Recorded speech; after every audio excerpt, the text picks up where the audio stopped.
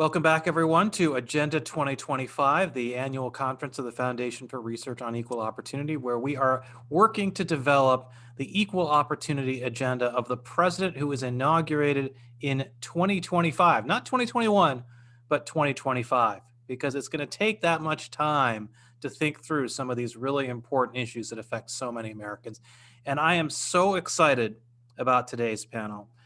One of our first scholars that we brought aboard FREOPP is Roger Valdez, who will be with us today, our visiting fellow in housing policy. And it really drove home to me, looking at his work and seeing him do his thing, how central housing policy is to everything related to equal opportunity. If you think about it, our zip codes determine so much about our future trajectory in life. There's an enormous amount of research on this, right? Where you go to school, the community you grow up in, how safe your streets are. There's so many things about housing policy that drive where we live and what our future prospects are.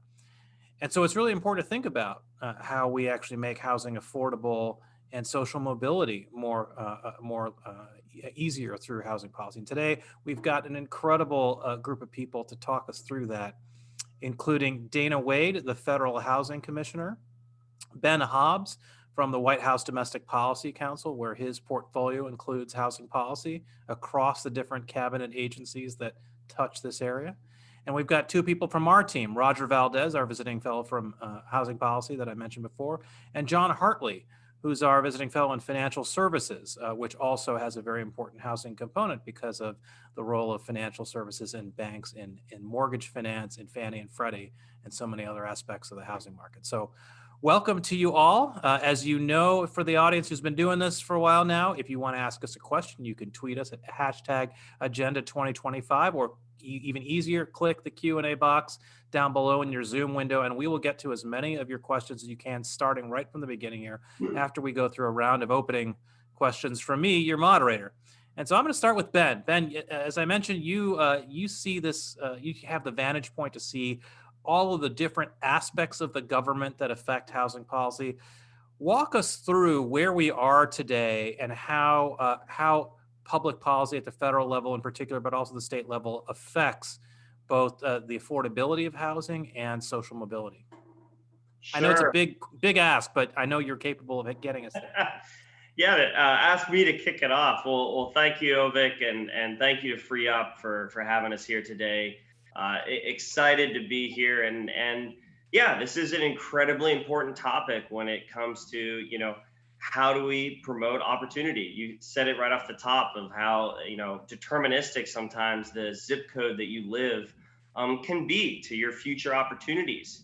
And what determines what zip code you grow up in? Well, of course, what are the job opportunities, but also the housing affordability? Where can a family buy a home, rent a home, and build their family? So I would say, we'll probably talk about all three, but there's three distinct pieces here. There are, how do we ensure that the general public and families can find and afford a home on the free market? Then what do we do for the families that can't afford a home or can't find a home on the free market in our public assistance system? And then thirdly, we can't forget about the homeless, those that, frankly, are the most vulnerable citizens in our country, and how can we help them get back up on their feet and find long-term sustainable housing? So I know we'll go through a lot of those pieces, and, to dive into just a little bit, a few of the notable problems, and I think that, we'll be wrestling with as we go through is, when you're trying to find an affordable home, regulations are, one of the leading causes to the continuing increase of housing costs across the country. And those are state and local regulations, as well as some federal. So what can we do at the state, local, and federal level to help reduce those regulatory costs? Those are building codes, those are permitting, those are environmental regulations, those are, some zoning, historical preservation. It runs the gambit. But then likewise, and I know we'll get into some of the GSEs and the FHA, there's a housing finance side. The government took on a tremendous role back at the end of the last housing finance, or housing crisis. And how do we ensure that that federal role is proportional to the needs, and of course in its box, and to make sure that the free market can thrive, and that the American taxpayer is protected on those unforeseen costs. When we talk about housing assistance, how do we make sure that our public housing assistance doesn't have work disincentives? How do we make sure that our public housing isn't a captured audience in crumbling infrastructure where they don't have options on where to live if they're receiving that assistance? How do we make sure that the free market is partnering on a variety of different infrastructure levels, be it vouchers or ownership of affordable housing, partnering with the federal government and state and local governments to deliver that housing assistance? And how do we make sure that that housing assistance is delivered to those who truly need it? It's not an entitlement. Only 1/3 of eligible families, or excuse me, 1/4 of eligible families actually receive housing assistance. So how do we make sure that it's really going to those who truly need it? And then, of course, lastly, when it comes to homelessness policy, how do we help uplift and connect those homeless with the treatment plans that they need? How do we connect them with the work support that they need? And how do we provide the flexibilities at the local level to tailor their needs to their unique homeless populations across the country? So that would be my opening piece. That was perfect, Ben. All right, let's go to you, Dana. So tell us about the Federal Housing Administration and your role as commissioner and what you've been trying to do in that seat as the commissioner. Well, thank you for the question. I am delighted to be here today. And, Ben, I appreciate all of your remarks. That's a great set of remarks and a great set of questions to build on. The Federal Housing Administration has been around since 1934. I think a lot of us know, or at least are somewhat aware, this is a New Deal agency that has been folded into HUD over time. And now we are part of HUD, but we serve about over 8 million home buyers. We have single family, multifamily, and healthcare insurance that is provided, which is a little bit more than when the FHA was founded in the 1930s. It was actually came into creation in part to help homeowners to be able to make sustainable payments over a longer lifespan, a longer loan term, and really to avoid those balloon payments that were causing a lot of foreclosures and evictions during the Great Depression. So FHA has been around for a long time, and I have to say that the mission has expanded, the scope has expanded, and that tends to happen with government programs, by the way. We should all be wary of that. But really the bread and butter of what we do is to serve low to moderate income, first-time and minority home buyers. About 83% of FHA home buyers are first time. We serve about 34% of the portfolios represents minority home buyers. And in addition, FHA has a lower down payment requirement than what is traditionally required in the conforming market. So it's 3.5%. So you have a lot of borrowers who are trying to find that entry point into the market. And FHA is really there, and I would say the core mission is again to focus on, allowing first-time home buyers and allowing them to climb the economic ladder and to start to build wealth and equity, especially those that don't have generational wealth. And I think that is, definitely an issue. A couple of things that I have been focused on at FHA, and really, I'll just start with kind of what HUD has done. I've worked for Secretary Carson. He has done a lot to increase the self-sufficiency of HUD programs. He's done a lot to create opportunities. He always says we should be about empowering individuals, empowering people, not just expanding government programs.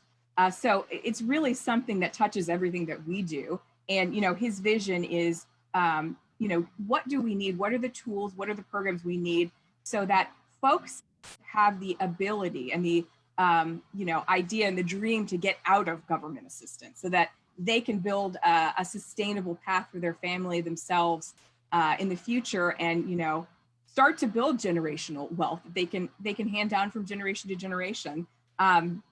I think Secretary Carson is a shining example of someone who has done just that. He grew up without a lot of money. Was able to go through medical school and become a world-renowned doctor and neurosurgeon. Again, he just has been a wonderful influence at HUD. Kind of what have I done at FHA? I think that a lot of what we have to do when we come into these roles as political leaders of agencies is to try to do as much as we can to provide transparency to the American public and the taxpayers that really stand behind all those programs, and to never forget that it is the taxpayers who support this. To that end, I've done a lot of enhanced reporting so that we have as much market clarity, transparency as possible in the way that we do financial reporting. We've disclosed a lot of information about the state of our portfolio, the characteristics of borrowers, exactly where we are from the perspective of having capital. We just released our annual report. We've got 6.6% capital ratio, which is about 3 times the statutory minimum, which is good. So we've continued throughout this administration to build capital. Again, that is what stands between FHA and taxpayers. So building capital is a good thing. We get a lot of pressure, you can imagine, from the housing industry whenever we release our capital ratio to cut premiums. We have to caveat all of the positive news that we've just released with the fact that we are in the middle still of a global pandemic. We have about 10% of the borrowers in FHA's portfolio who are under a forbearance plan and delinquent. And so that's over 800,000 borrowers. That's certainly a high point for FHA, certainly something to keep an eye on in the future. We've really had to focus a lot of our efforts on servicing those borrowers, on making sure that FHA can provide that safety net for borrowers who are impacted by COVID through no fault of their own. And that is kind of our responsibility. You can imagine that FHA borrowers, being low to moderate income, are hit disproportionately by COVID.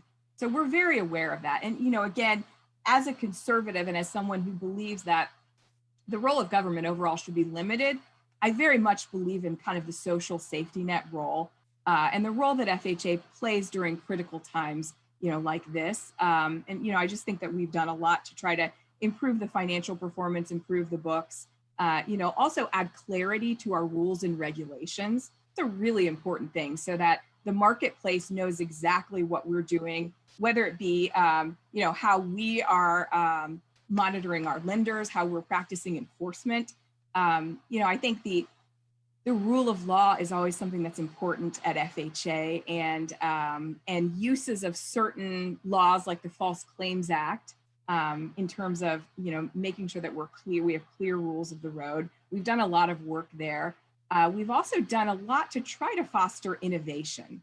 And, the housing market, and I think Ben alluded to, a free market choice in housing. I don't think there is much of a free market choice right now. The housing market is overall, 80% backed by government. Fannie and Freddie are in conservatorship. FHA is 100% backed by government, backed by the full faith and credit, in fact. But where we can, we have tried to take steps to foster innovation and in pockets of the industry where you may not ordinarily see it. And one example that I can think of is in the manufactured housing space, which represents, and I think a lot of people don't know this, manufactured housing represents about 10% of affordable housing across the country. And I actually oversee the office that regulates manufactured housing, built in a factory, shipped across state lines. We have done a lot. We've actually updated the HUD code in this area for the first time in 10 years. We've done a lot to streamline regulations, provide clarity to manufacturers, hopefully allow them to innovate. And I've seen some great things during my tenure. I've just seen some of the manufactured homes built like stick-built homes. You would never know the difference. And yet they're more affordable. They can be 20 to 30% more affordable. So I think encouraging these pockets of innovation where we can find them is incredibly important. I think we all need to continue the conversation on housing finance reform. And it's obviously an untenable situation that we're in with the GSEs over 10 years later still being in conservatorship.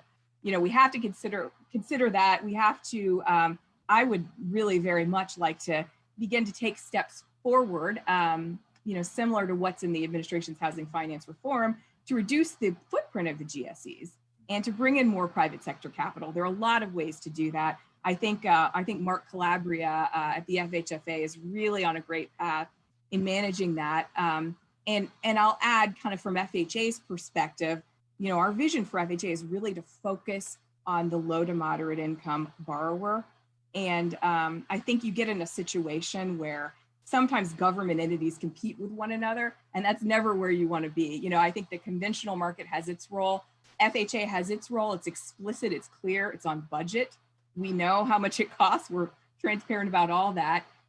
But when government entities compete with one another in the housing landscape, it's a race to the bottom. So in order to allow more private capital to come in, we really need to kind of focus on our core areas and our mission. And you know, I'm hopeful that we can do this in the future. You mentioned that there are 800,000 FHA borrowers who are either in forbearance or delinquent. What is the typical average rate or outside of a pandemic? What would you normally see? Well, FHA does have a higher seriously delinquent rate. It is typically under 5%. So we are seeing, you know, multiples of that, double. It's usually around 300,000 to 400,000, which also seems like a lot, by the way. But right now, given the fact that we have the CARES Act, the Coronavirus Relief Act in place, and that provided up to a year of forbearance. So any borrower with a government-backed mortgage can take up to a year of forbearance. That means you don't make mortgage payments for a year. So we have a lot of FHA borrowers who have availed themselves of that. Not surprisingly, more than conventional borrowers. You know, again, lower income, less equity. So that is something that FHA has got to be very vigilant about during the next couple months. There will be borrowers who want to come out of forbearance, and I think FHA should do everything it can to facilitate that in a way that helps them get back on their feet and make, you know, payments again in a sustainable manner. We do want to try to prevent, ultimately prevent foreclosures for those who are impacted by COVID and solely, you know, impacted by COVID. And it's also certainly a financial risk for FHA as well. Great. Jon, let me go to you next. Since Dana brought up the point about the GSEs, Fannie and Freddie, the big government-backed mortgage securitization organizations that help so many Americans borrow for a mortgage, they were supposed to have been unwound after the 2008 financial crisis. Hasn't happened yet. Where are we with the GSEs, and where are we in general with the legacy of the financial and banking reforms coming out of the financial crisis and how they affect this area of policy? It's a great question, and thank you, Ovid, for having me and for having this excellent panel on what I think is an extremely important issue, and I think doesn't get enough attention broadly. I think it makes sense to sort of start with the general history of the GSEs. The GSEs, we think Freddie Mac, Fannie Mae, primarily. Fannie Mae was actually started in the Great Depression era in the late 1930s. And effectively at that time, when we tend to think of the Great Depression, we tend to think, I think first, as sort of a wonk, we tend to think about how high was unemployment. Unemployment was about 20%. And I think the other factor that lesser known fact is that about 20 to 25% of American households were being foreclosed on. So effectively at that time, Fannie Mae was being set up to essentially support home ownership and to prevent, to essentially bring solvency to American families at a time when, in the worst economic times in the country's history. So, fast forward, and at that time, this also created things like, the 30-year mortgage. 30-year mortgage is something that's relatively atypical to the U.S. and most other countries have like 15-year mortgages. And sort of the idea, sort of in the long run, is that the GSEs would sort of allow mortgage rates, mortgage borrowing to be more inexpensive or less expensive for American households. And effectively, by providing a GSE guarantee, your mortgage interest rates are lower than what they would otherwise be. So kind of fast forward a good number of years here to sort of the late 60s, early 70s. Up until then, the GSEs were still fully under government stewardship. What happened was in around 1970, they created Freddie Mac, as sort of a carbon copy GSE, and then they also privatized Fannie Mae. And then sort of over a period of time, over the next 40 or so years, the GSE started to go beyond, I think, what would be considered traditional conforming mortgages in terms of what they could buy. And not only that, there were no real leverage sort of rules around how much leverage could the GSEs have. And sort of fast forward, to the late 2000s financial crisis. Essentially, you had over-levered banks. So these are both commercial and investment banks. But explain what leverage is for those who don't know. So how much debt do you have? As a fraction of how much equity you have. That's kind of one way to think about it. Like, how much are you borrowing compared to how much cash or equity investment do you actually have? And generally speaking, the more borrowing you take up, the more risky your business becomes. Because if you're levered, say 20 to 1, if the value of your the assets that you own, say that there are a bunch of houses, like this is what Freddie Mae and Fannie do. They're essentially buying up mortgages, reissuing them as securities. And so when you buy up a lot of homes, and say those homes decline by 5%, because of how leverage math works, if you're levered 20 to 1, your equity goes to 0. And that's essentially kind of what happened in 2008, 2009. And not only did it get the GSEs into a lot of trouble, it also got a number of investment banks and commercial banks to a lesser degree into a lot of trouble because investment banks were levered in a lot of ways as well, and there weren't really firm leverage rules. So you had this big financial crisis. GSEs taken under conservatorship in around August, September of 2008 by Secretary Hank Paulson. CEOs of the GSEs were fired. And what conservatorship means is that effectively Fannie and Freddie are effectively under government ownership and control.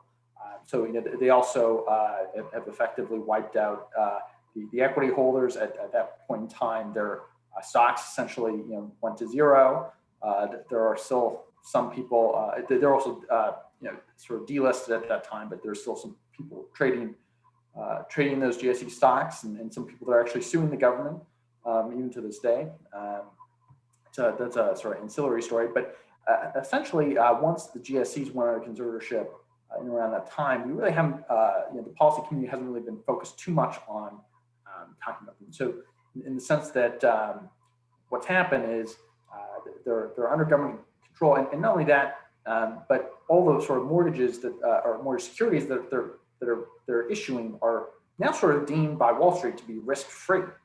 And yet to somebody that isn't well versed in Wall Street speak, it seems kind of crazy because we thought like, well, weren't all these mortgage-backed securities the things that weren't they so risky and so complicated? Well, the private label ones were, and so when we think about things like CDO squared, credit default swaps, things of that nature, those were the sorts of things that actually went away pretty quickly after the financial crisis. And now almost a pretty substantial fraction of all mortgages being issued are government guaranteed, Freddie, Fannie Mae sort of approved type bonds. And so those are thought of as essentially being as risk-free as a US Treasury bond. That's how Wall Street investors, my old team at Goldman Sachs, thinks about mortgage-backed securities to this day. But since then, there hasn't been too much sort of thinking about what's going on with the GSEs, which I think is problematic for a number of reasons. if we think back to the Wall Street, what kind of reforms were put in place to sort of restore discipline to the financial system. Really, we had the Dodd-Frank Act that came in 2010, and what that did was it implemented capital rules for Wall Street banks. So all in particular to what are referred to as GSIBs or globally systematically important banks. So these are the big name banks, like Goldman Sachs, Morgan Stanley, and so forth. And also there was another agency created at that time called Federal Stability Oversight Council, FSOC. And the whole idea was that maybe we could try to spot firms that are taking too much risk or potentially systemically important to risky firms before they kind of go under. And that was sort of the thinking then. But effectively, the GSEs, in terms of how much leverage they could take, was completely ignored. And so fast forward over 10 years later, with the Trump administration and Mark Calabria at FHFA, they've taken a number of steps just recently to essentially require some discipline on the part of the GSEs to actually have capital rules that they can follow. So why is this important, and why does this matter to equal opportunity? Well, one, if there were to be another sort of mortgage type crisis that were to occur, right now what would happen is, rather than Freddie and Fannie investors bearing the losses, it would actually be the American taxpayer. And so, if you think about the fiscal challenges that are mounting the U.S. as it is, that would make things considerably worse. So what's important, I think about now is that there's this new capital framework that just over this past year has been deliberated on and is now in the Federal Register, thanks to the work of Mark Calabria, and that sort of brought some of that same discipline that was brought to the banks 10 years ago in terms of capital rules to the GSEs. And I think if there's any indication in terms of how maybe effective some of those capital rules have been on Wall Street, if you look at the COVID-19 pandemic right now, surprisingly, the Wall Street banks have actually been relatively solvent in that they haven't been running into a lot of problems. There's been a lot of non-financial corporate borrowing in the sense that your airlines, all these companies, earlier this year rushed to Wall Street to borrow in order to pay their expenses and pay their employees the extent that they could. Over the sort of time of uncertainty, they were able to get capital relatively in a relatively straightforward manner. I think also the Fed's intervention, QE, a number of new facilities, effectively prevented borrowing costs from really spiraling out of control when it looked like for a moment they were in late March. So then there's this kind of like final question, which is on everyone's mind: is will Fannie and Freddie become, or will the GSEs become privatized again, kind of like they were in the 1970s? Well, I think it's unclear. I don't see it happening anytime soon, even though this is certainly one of Mark Calabria's stated goals. I think the challenge is really one, if they were to go private again, do they have the kind of right capital framework in place that would prevent something like the events of 2008 happening again, preventing a sort of an unfortunate issue of financial stability, which in many ways can reverberate around the economy and cause a credit crisis, which you would think on how can Wall Street really have that much of an impact on Main Street? Well, it really there's kind of a meaningful connection, and they're not two distinct, totally separated areas. And so I think in terms of I think financial stability is actually very important for those below the median income, and for that reason, I think it's really important that we have a sound financial system, for that very reason. And so I think these are good steps that Mark Calabria has taken.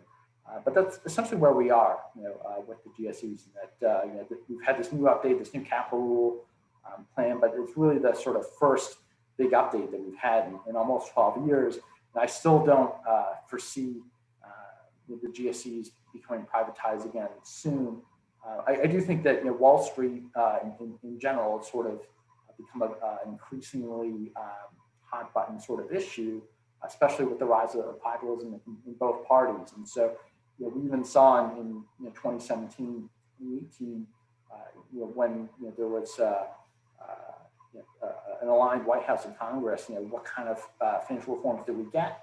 Well, kind of some more smoothing over with Dodd-Frank and sort of, thinking about, well, maybe some capital rules and maybe certain designations that FSOC were making were maybe a little too harsh and unnecessary, and imposing unfair burdens to certain firms that really were not a serious threat to financial stability. But that was essentially it. We didn't get GSE privatization that many people thought we would, or a complete repeal of Dodd-Frank. We didn't get anything close to either of those. And so I imagine, if I had to predict, what the FinReg environment would look like in 5 years from now, I would probably kind of predict that it would probably look something a bit like what it is today, where the GSEs kind of continue to stay in conservatorship, have a better sort of capital plan, and the banks, also have these better capital plans, and that's sort of where I see we are now, and probably where I imagine we'll continue to be at in the near future. But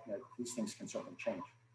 Great. So, basically, it sounds like things haven't been fully reformed the way they need to be, and probably won't be over the next 4 years unless there's an unexpected push from the next administration. All right. Well, Roger, I'm going to go to you now. So let's go. We're moving from the federal arena and the macroeconomic arena to the microeconomic arena, where you have been a force of nature, trying to get places like where you live in Seattle. You're coming to us today from Albuquerque, to reform zoning laws and other regulations that restrict the supply of housing, to increase, therefore, the supply, and therefore, as demand goes up, keep the prices in check.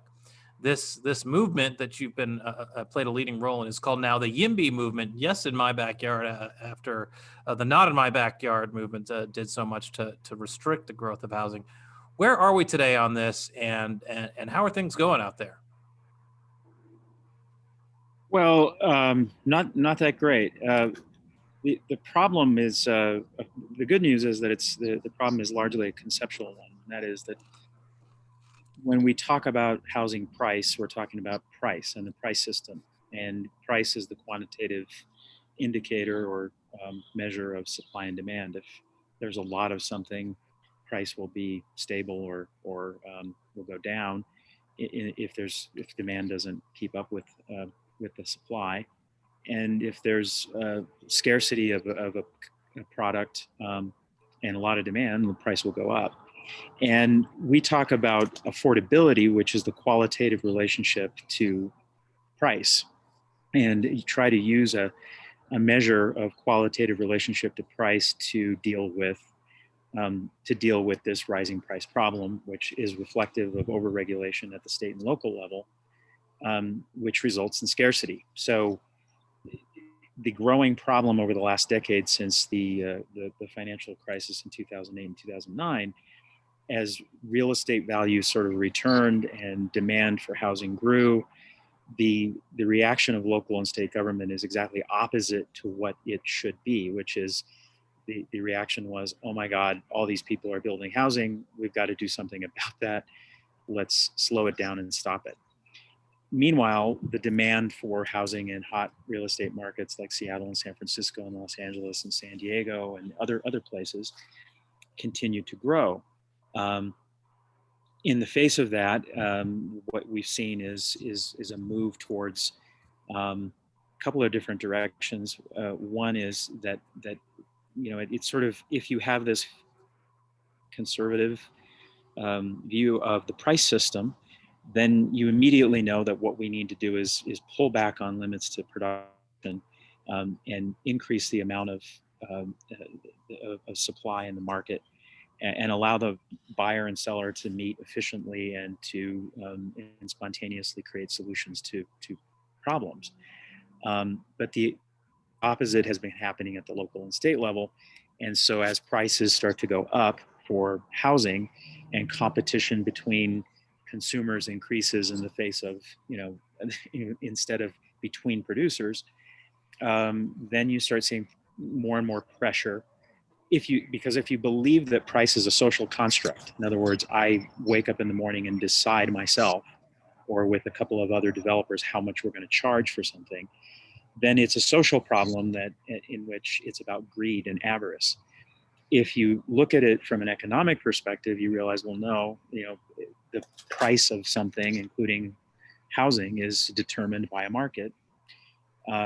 Then your responses are going to be fundamentally different. And unfortunately, the wave of political momentum in the country is towards the social construct or the idea that price is something that's set by some people, and that they sit around and determine what the price of an apartment or a house is going to be, and therefore they determine that price based on how much money they want to make in profit. So what we've been trying to do, and what we've seen in the rental housing space in particular, is an increase on focus on eviction, and then on the production side, things like design review and a lot of other pressures to try and limit and put pressure on that. For FREOPP, we gave some input to the last round of comments on the look at the Fair Housing Act. And the comment that we made was, when we continue to allow local and state government to choke the supply of housing, what we're doing is essentially driving up the equity in single family homes, which is great if you're a single family homeowner or property owner in a jurisdiction with egregious overregulation.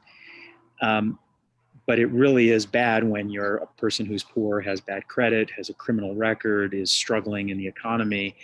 And so what we're doing is we're subsidizing the equity in those single family homes. And those are largely owned by white people and by people that have money. And the people that are struggling, that are, the people that FREOPP is most concerned about, people at 50% of area median income and below, they're seeing the gap between what they can afford in housing and what they earn, getting wider and wider.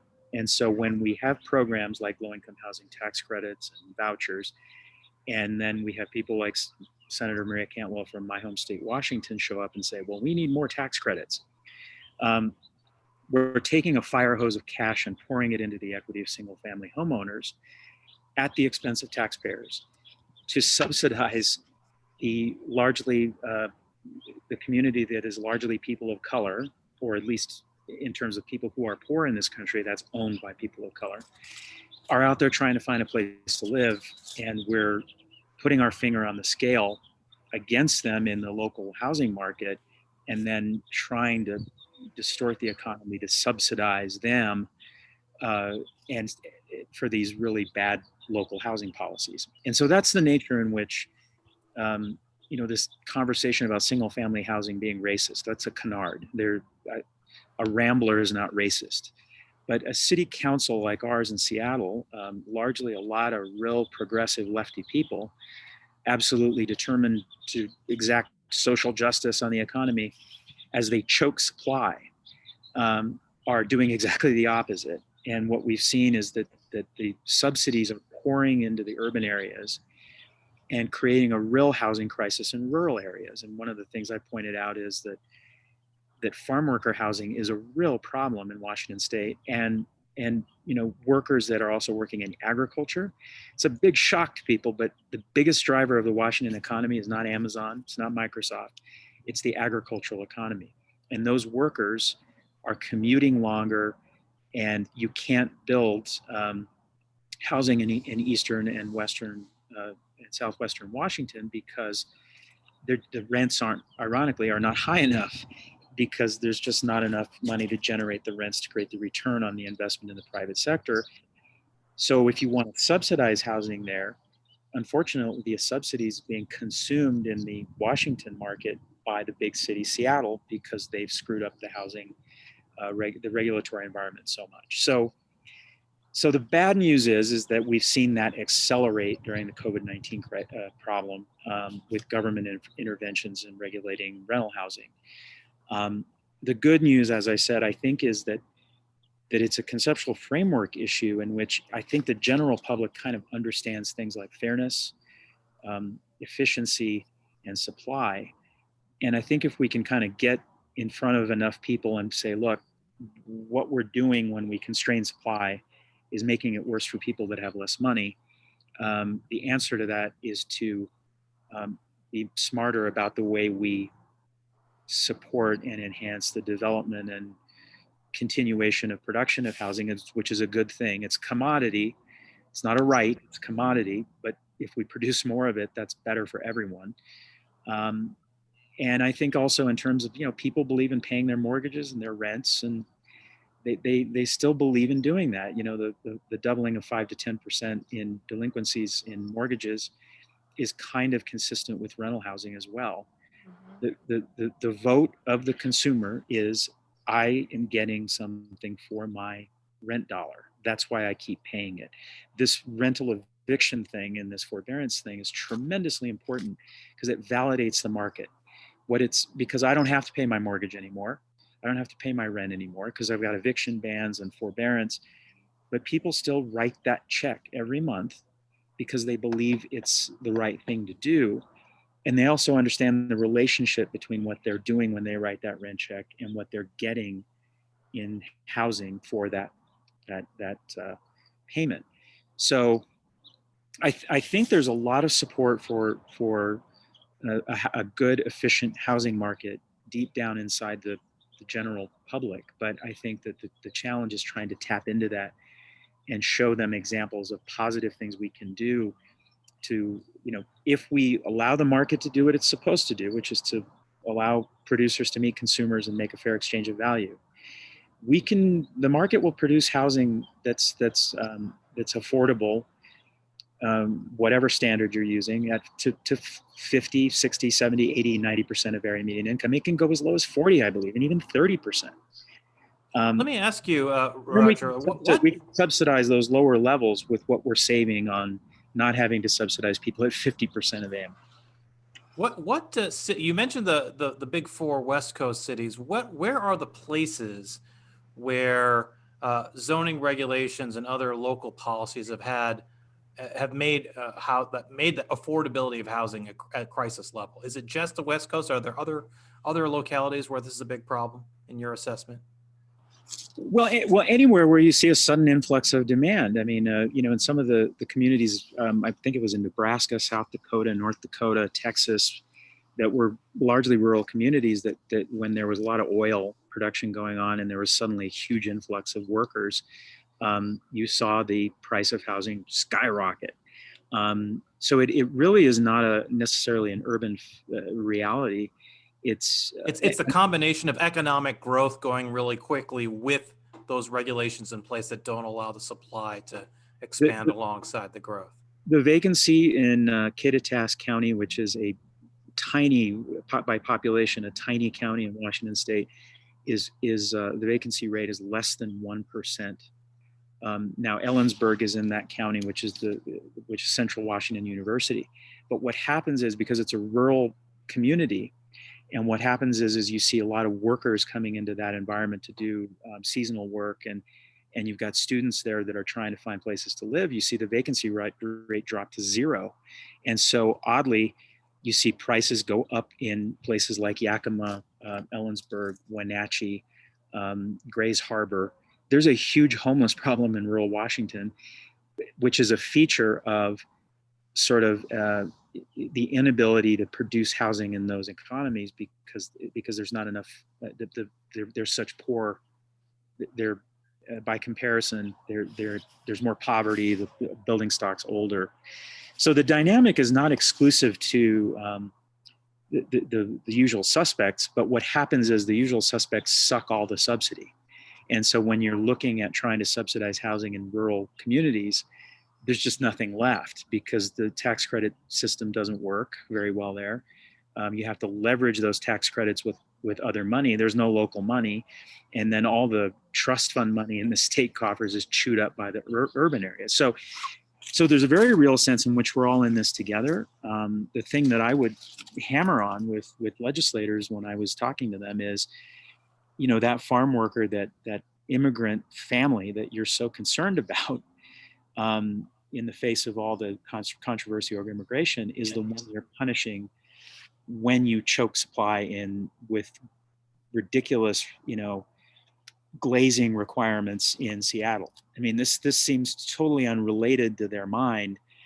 Is that if I require garbage chutes in all multifamily housing to make collection of garbage and recycling easier, and I start to eliminate unit production in Seattle, that a farm worker is going to be living in their car, trying to get that to, to get them to understand that relationship in the economy between the haves and the have-nots is still the bulk of what our work has to be at the state and local level.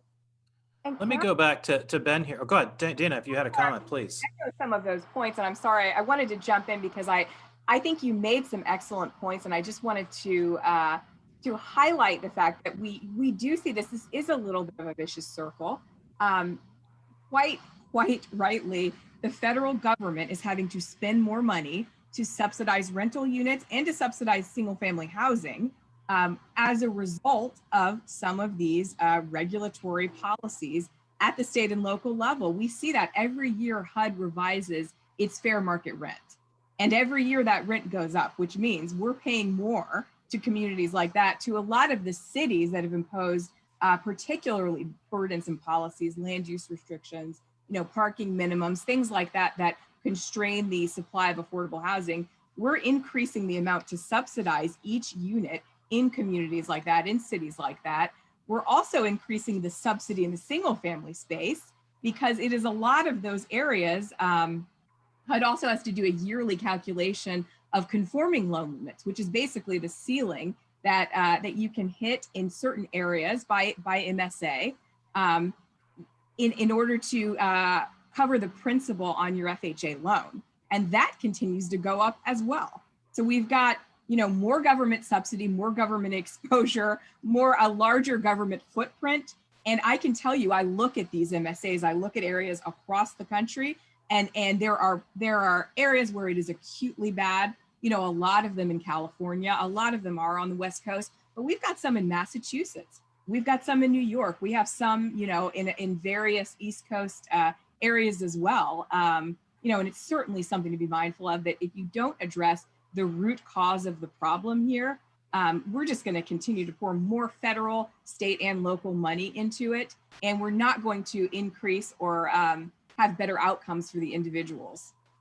You're making a point that really is so important across all areas. This problem of rewarding places that drive up the cost of a particular good or service because of the way the subsidies are structured. I mean, do you have the legal authority to adjust the formula so that you're not rewarding those high regulation, high cost localities? It's a complicated answer, actually. The conforming loan limit that I referred to for FHA, again, that's the ceiling for the principal limit that you can hit for FHA. That is set in statute. And interestingly enough, I think a lot of people don't know this, FHA's limit is actually higher than the GSEs. And that was done in the Housing and Economic Recovery Act of 2008, kind of right on the edge of the financial crisis. That is something Congress has to change. And I believe they should. I believe it's time to take a serious look at that, because we've also seen significant house price appreciation in certain areas of the country. So, we're going to be putting out the loan limits, very shortly, and we're going to see an increase. And it's basically driven by the statutory formula. The fair market rents is a little more complicated. We have some regulatory authority, but the way that it's been calculated has been done the same way for such a long period of time. It would really take a lot of work to undo that, and a lot of analysis. I think what we really have to look at is sort of what's driving these outputs, and that is a lot of these policies that restrict supply in various cities and communities. A reminder to the audience that if you want to ask a question, please click on the Q&A button on Zoom or tweet us at #Agenda2025. We do have a question from Taylor LaJoy, who says, for the YIMBY arguments or movement, how do you deal with the Western states that are boxed in by federal lands and have no room to grow? And Taylor is particularly thinking about Washington County and Utah. Is that where Salt Lake is? I don't know where Washington County is, but the Western states in general. Is that Does anyone have any thoughts on that? How the federal lands are contributing to this problem? Well, in a word, I would say the answer is density, and that is when you have, they always say, buy land, they're not making more of it. But when you have a single, you know, a 10-acre parcel of land or a 100-acre parcel of land, if you develop that in a dense way with 10 stories of housing or 20 stories of housing on it, then you've just photocopied that 10 acres and turned it into 100. So one of the ways to deal with scarce land issues is to increase the efficiency with which you use the land, and density has always been one of the best and most sustainable answers to do that. That is controversial and difficult, though, because again, density becomes the rallying point for the equity, the people that have all the equity in existing single family homes, which are very inefficient in terms of their use of land. So, I don't think it's if someone's looking for the answer that, well, let's give up some of that federal land for housing development, I'm all in favor of that as well. I think there's a lot of federal land that's locked up in inefficient uses that could be turned into housing use. And we've seen that even in places like Seattle with defunct military bases that, that could be turned into housing. And the more controversial you get, obviously, is when you're talking about habitat and those sorts of things. But it becomes a political, environmental conversation then. Question for you, Ben, and actually anyone can answer this if you've got the statistics in your head. But you mentioned, Ben, that there's one of the key silos here is the homelessness problem. There's the people who struggle to afford homes. There's the homeless, and there are people who have homes but are dealing with rising costs. In that homelessness bucket, how big is that problem? How many people are homeless in America today?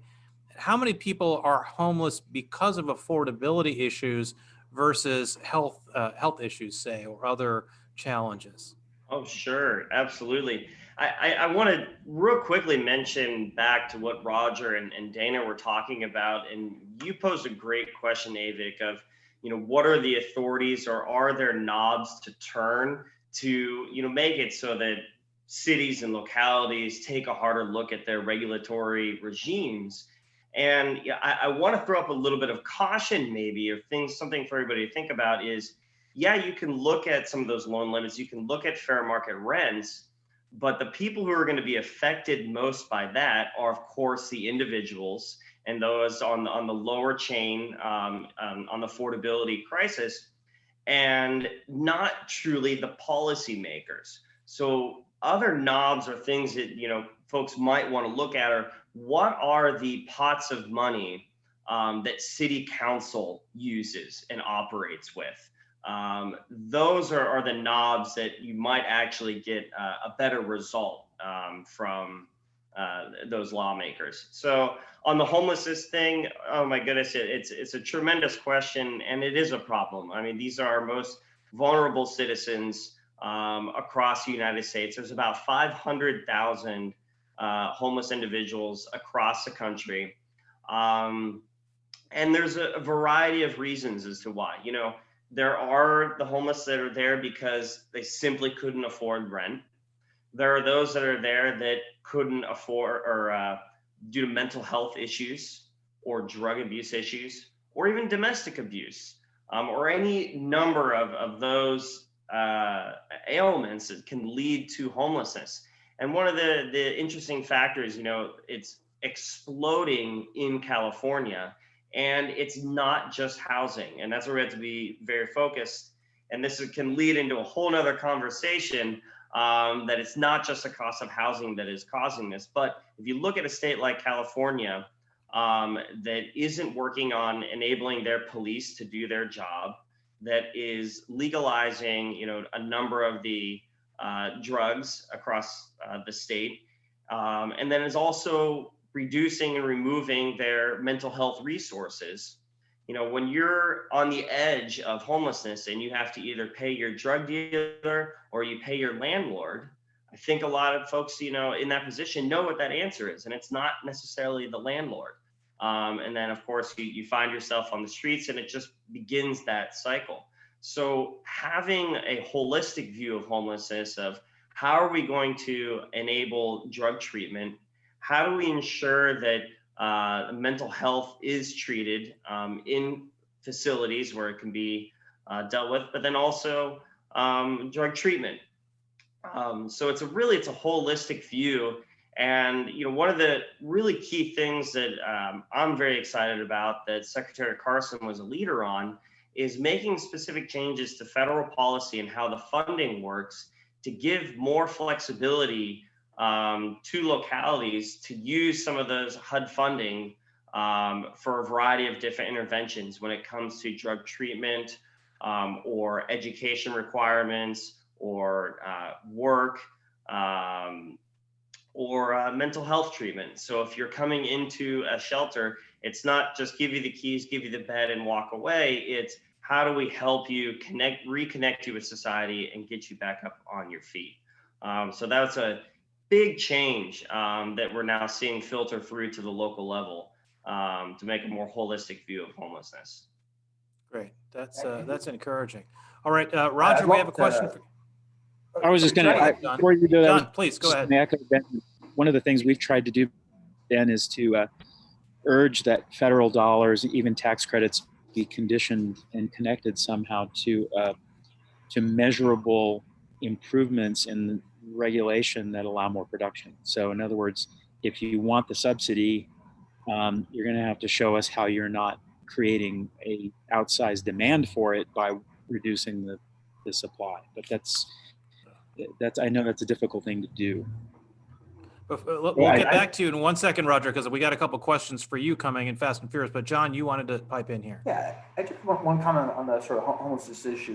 When I was living in New York, working at Goldman Sachs, I was walking home one day, and a guy approached me on the street. A homeless individual approached me on the street. It turned out he recognized me because he actually used to be a doorman at Goldman Sachs, and it was actually like a really sort of shocking and powerful moment. When he told me he was living in a dog run in a financial district in Manhattan. And so when I was in New York, I ended up getting connected with this lady. Her name is Roseanne Haggerty. She's a MacArthur Genius Fellow awardee and a very, I think, one of the nation's greatest sort of minds on homelessness. And I think it's a particularly local issue, and I think there's a lot of actually, frankly, market-based solutions that can really seriously help alleviate this problem. And I think what Ben had said before about it's not just about getting people into shelters; it's about sort of giving people long-term solutions. That's the real problem in the sense of how do you get people from homeless shelters into public housing? And it's a lot easier said than done because really, if you look at the public shelter system, it's scary, and a lot of homeless people would rather be living outside on the street than they would in a public shelter. For instance, on the Bowery in New York City, some of these places have some, are not exactly safe shelters to be living in. And unfortunately, there was a change in New York City local policy in the Bloomberg administration where they effectively, in order to qualify for public housing, one has to go through a psychological evaluation. And they had a policy change because in New York, like everywhere, there's a lot of public sector, a lot of public shelters and a lot of private shelters run by churches or various community groups. And there was a Bloomberg administration change which required, in order to get into public housing in New York City, you actually had to get a psychological evaluation done at a public shelter. So you couldn't get it done, at a private shelter, and so it sort of forced people, to have to go to these, for some people, in some cases, sort of scary shelters. So I think that in particular is like an instance where, a market-based sort of solution where, sort of deregulating, what kind of, where you could get a psychological evaluation in order to qualify for public housing, I think is really low-hanging fruit. And obviously, every city, the locality is different, but I think that's one example where a more market-based solution could really help a lot of people get off the street a lot easier. To tie it back. I'm sorry. Could I just add to that? Because I also run the Section 8 program, and you know, we work a lot with public housing authorities. We work a lot with landlords. And the issue is that we are spending more and more, and I think I've made this point year after year, on serving the same population. There are long waiting lists for any kind of subsidized housing, whether it be Section 8, whether it be public housing. And it's really, there's a huge scarcity out there. And I think, you know, the reason behind that is that we are not giving people the opportunity. People do not have the opportunity to get out of public housing, to get out of Section 8, and, you know, to advance economically. That's a real problem. That's something we've tried to address. You know, I think a lot more work needs to be done there in terms of giving folks the necessary skills so that they can climb the economic ladder, so they don't feel trapped there generation after generation. It's certainly a big issue, but again, you know, treating people like individuals who have potential and should have opportunities to access the labor market and to build a better quality of life for their families. You know, that's a very important thing to focus on. Yeah. To tie it back, I just want to say the Council for Economic Advisors, if you go look it up, it's the Homelessness in America report. One of the key findings they had is that homelessness would be decreased in some of the major cities that Roger talked about out west by up to 30% if they had the regulatory regime as some of the Sunbelt states like Tennessee, Florida, or Texas. 30% reduction in homelessness just based on housing regulations. But Dana's exactly right, and I can't emphasize it enough. You know, I think there's a narrative that this is just a housing issue, and if we just build more affordable housing, if we do more tax subsidies, tax credits, or we do more vouchers, or we put people in more shelters, then it'll all be fine. But that's exactly what California has been doing. California operates completely under a housing first approach, which is take somebody off the streets, put them in a house, and walk away. You're not dealing with the mental health. You're not dealing with the drug addiction. You're not dealing with the skills and the training, and getting that person education back on their feet. And homelessness is exploding in California. Can I follow up with two quick points? One, Dana, very quickly, Roger. We've looked at how it's confused me, and I've written about it as to why you would ever have a waiting list. Someone's already in a unit, give them the voucher there. The thing that stops that is all the regulatory regime at the local level of inspections and a whole bunch of other stuff. So I've written about that at FREOPP, about if you eliminate all that, just give the person the voucher right away, problem solved. As There's far as no vouchers, though, by the way, but yeah, I know. I mean, but there's things that, and then the homeless issue in the market approach. We've talked about social impact bonding, where you quantify the impact of chronic homelessness, which is often, when you define it, you know, very narrowly to not just because Ben, your point is exactly true. It's not just about I don't have a key to a unit with a number on it. I've got a whole bunch of other things going on, and we're expecting housing to solve all that other problem, and it won't. So part of what we've recommended is, you know, you quantify what that impact is in law enforcement, emergency room visits, you know, nights in shelter, put a number on it in the local budget, and then you go to the market and you borrow that money, and then you create a plan that will comprehensively address that smaller but more expensive problem. And then as you save money in your budget, that's how you pay back those bonds. And it's been tried, but I think those are sort of innovative approaches that ought to be incentivized from the federal level to say at the local level, here's the things you're going to have to do to get this money.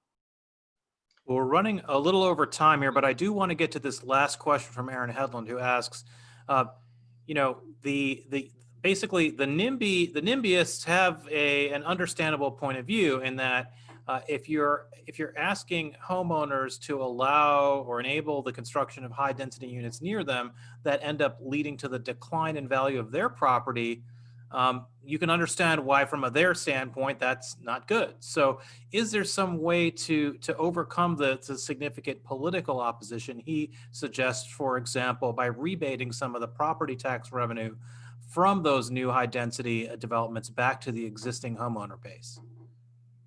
Well, first, it's not going to depreciate the value; it's going to increase it.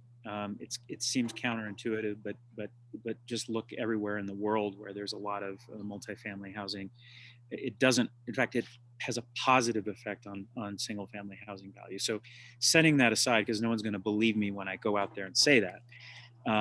More importantly, I think the acknowledgement. I think it's the reverse. You want to keep your single family home, we're going to make you pay for it. So I'm not, and I know that's probably not going to solve the political problem. I'm not going to run for office saying, we're going to charge you more to keep your 5,000 square foot inefficient lot. But I think that the principle is, in an era where we're trying to build bridges with folks on the left and the progressives, if you really want to go after the haves to redistribute wealth, the way to do that is to hit those 5,000 square foot lots and say, look, you're living lush in this, this gigantic 5,000 square foot lot. We're going to tax you, take that money and put it into rebates to lower the rent in multifamily housing, so it's not so expensive. So if you're going to be Robin Hood, let's go after the right people to take the money from and give it to the right people that are poor. Okay, way to be provocative. Dana or Ben, you have any thoughts on this political economy problem of how to get more people to be in favor of high density housing? Well, I will say the one thing we tend to get hung up on in housing finance and with housing finance reform, because it has been a discussion that's been going on a long time, and I've been having the same discussion, Congress has yet to take comprehensive action because it's complicated and it gets partisan very quickly. But let's not forget about all of the small solutions that we can work on that combined have a big effect. And let me give you one example. When it comes to density, allow a duplex in an area like where I live in Northwest DC, which is, one of the pricier areas of the country. Allow a duplex, change some of the zoning laws on a small scale to allow, gradually more density. I can tell you these are things that really don't impact the property value. There are a lot of things, I mentioned kind of these parking minimums where you have to have parking spaces. We don't live like that anymore. There are a lot of ways to get ourselves from one place to the next. So, again, I think there's a bundle of small solutions that combined together can make a real difference. And yes, we still should work on that comprehensive solution. We should look at the tax code and additional ways to incentivize good behavior, but, let's not forget the small stuff.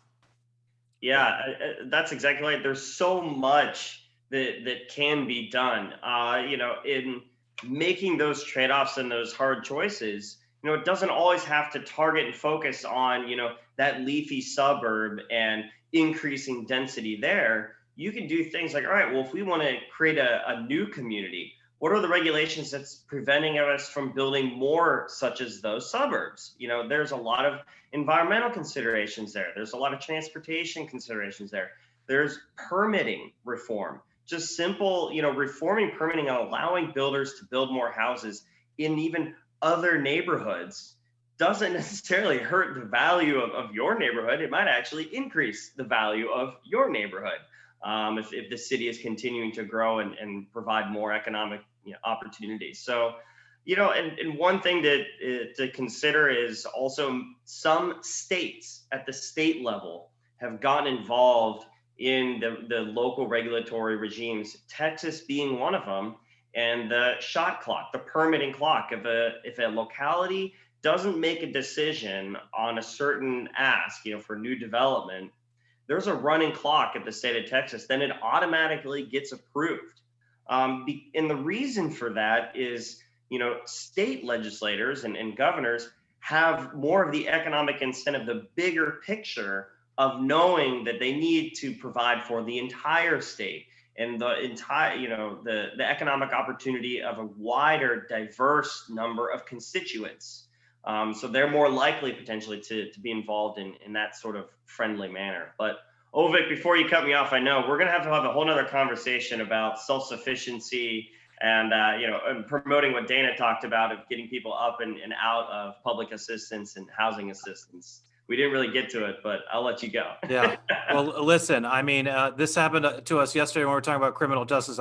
We had to go over because this is one of those topics where there is so much to talk about.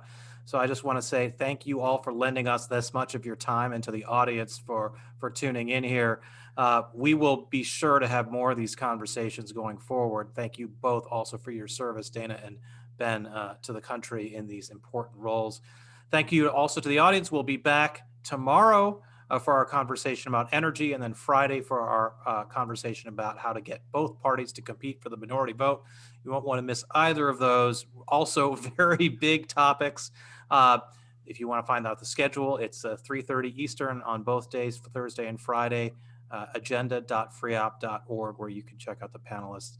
Thanks again to all of you. I'm Ovik Roy from the Foundation for Research on Equal Opportunity. See you tomorrow. Thank you. Thank you.